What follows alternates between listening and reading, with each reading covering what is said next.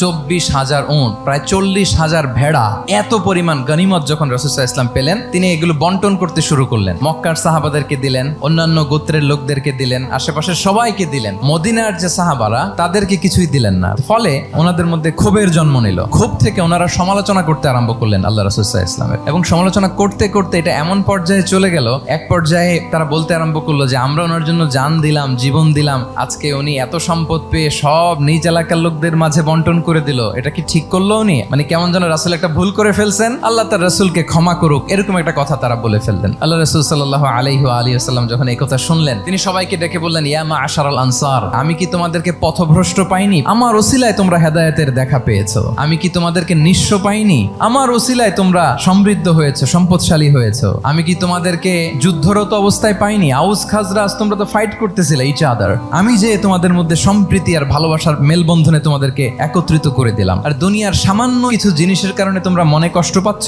যেটা দিয়ে আমি কিছু মুসলিমদের হৃদয়কে আকৃষ্ট করছিলাম, আর তোমাদেরকে তোমাদের ইসলামের উপরই আমি ছেড়ে দিয়েছি। আমি জানি আমার আনসাররা তাদের হৃদয়ে যে ইসলাম আছে এটাই তাদের জন্য যথেষ্ট। তোমরা কি এতে খুশি হবে না? মানুষ উট আর ভেড়া নিয়ে তাদের এলাকায় ফিরবে, আর তোমরা আল্লাহর রাসূলকে নিয়ে তোমাদের এলাকায় ফিরবে। আল্লাহু আকবার। তারা বলল, ইয়া রাসূলুল্লাহ, আমরা শুধু আপনাকে পেয়েই খুশি। রাসূল সাল্লাল্লাহু আলাইহি ওয়াসাল্লাম বলেন, গোটা বিশ্বের মানুষ যদি এই পথ ধরে আর আনসারীরা যদি এই পথ ধরে, আমি এই পথ ছেড়ে দিয়ে আনসারীদের পথে হাঁটবো। আল্লাহ তুমি আনসারদের ক্ষমা করো, তাদের সন্তানদের ক্ষমা করো, তাদের নাতিদেরকে ক্ষমা করো। এভাবে মর্মস্পর্শী বক্তব্য যখন ইমোশনাল ইন্টেলিজেন্স দিয়ে যখন রাসূল সাল্লাল্লাহু আলাইহি ওয়াসাল্লাম বললেন, তারা এসেছিল ক্ষোভ নিয়ে, অসন্তোষ নিয়ে, পরে সবাই কান্না করে রাসূল সাল্লাল্লাহু আলাইহি ওয়াসাল্লামের কাছে ক্ষমা চেয়ে সেই মজলিস থেকে উঠতে বাধ্য হয়েছে।